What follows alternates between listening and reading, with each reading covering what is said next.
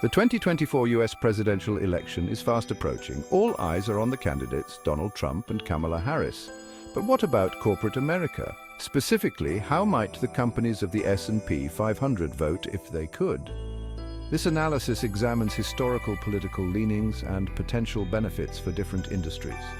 We will visualize these trends using a heat map. This map will highlight industries favoring red, Republican, or blue, Democrat. Our heat map provides a visual representation of this corporate election forecast. It considers past political donations and lobbying efforts. It also factors in how policies from each candidate might impact different sectors. By analyzing these factors, we can make an educated guess about which way the SP 500 leans. The energy and materials sector is traditionally Republican. Oil and gas giants like ExxonMobil and Chevron have benefited from Trump's deregulation policies. These companies would likely favor a continuation of these policies under another Trump presidency. Mining companies, too, might see advantages in Trump's focus on domestic production. However, there are exceptions within this sector. Renewable energy companies, such as First Solar, have seen growth under the Biden administration's push for clean energy.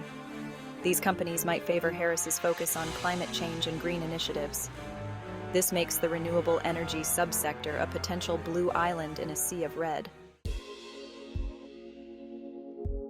The financial sector is complex. Historically, it leans Republican. Large banks like JP Morgan Chase and Bank of America often favor deregulation. Trump's tax cuts also provided significant benefits to this industry. This suggests a preference for another Trump term. However, the rise of fintech and increased focus on financial inclusion have complicated this picture. Companies like Square and PayPal might find Harris's policies more aligned with their business models. These companies often cater to a broader demographic, including those who benefit from social programs that Democrats typically support. The technology and consumer discretionary sectors are crucial to watch. They are often seen as leaning Democrat. Tech giants like Apple, Amazon, and Google thrive in an environment of innovation and globalization. These companies might be wary of Trump's protectionist policies and trade wars. They might favor Harris's approach to trade and immigration, which could be seen as more favorable to their global workforce and supply chains. However, the consumer discretionary sector is not as clear-cut. While e-commerce giants might favor Democrats, traditional retail companies could be impacted by minimum wage hikes and other labor-friendly policies. This segment of the sector might find Trump's policies more appealing. The healthcare and industrial sectors present a mixed bag. Pharmaceutical companies like Johnson & Johnson and Pfizer might favor Republicans due to less government intervention in healthcare pricing.